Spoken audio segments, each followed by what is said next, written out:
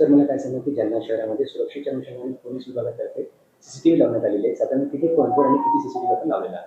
हा राज्य शासनाचा जो आपलं धोरण आहे आणि जालन्याचे पालकमंत्री माननीय आमदार पंकजाताई मुंडे यांचे संकल्पनेतून जालन्यामध्ये करीब ऑलमोस्ट 5 कोटी 4 कोटी 90 लाख एवढी किंमतचे CCTV प्रोजेक्ट आता शेवटच्या टप्प्यामध्ये आलेला आहे.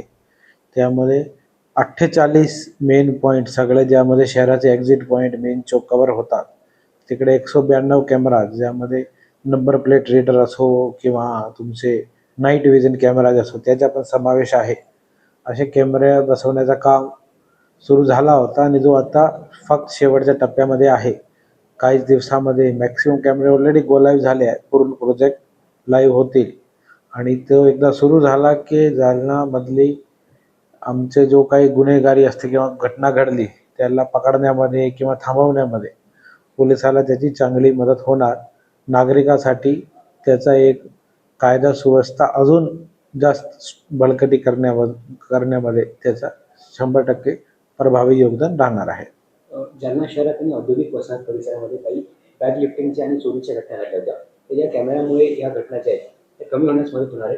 100% घटना कमी करण्यामध्ये पण ट्रॅफिकचा विषय आहे त्यामध्ये पण, कारण त्याच्यामध्ये स्पीकरची पण सुविधा आहे की कंट्रोल रूममध्ये बसून स्पीकरवर संबोधित पण करू शकतात. काही काही ठिकाणी तशी पण सुविधा आहे. तसेच जर काही घटना घडली तर सर्वात मोठा प्रिव्हेंटिव्ह तोच असतो की जर गुन्हेगार जेलमध्ये आहे तर डिटेक्शन करून लोकांना त्याच्यामध्ये शोधणे आरोपीला, त्याच्यामध्ये 100% त्याचा मोठा बेनिफिट होणार आहे. साधारण किती कॅमेरे 192 टोटल कॅमेरे आहे.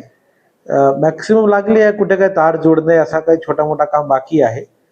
लवकरात हे कम्प्लिशन होण्याची आम्हाला उमेद आहे.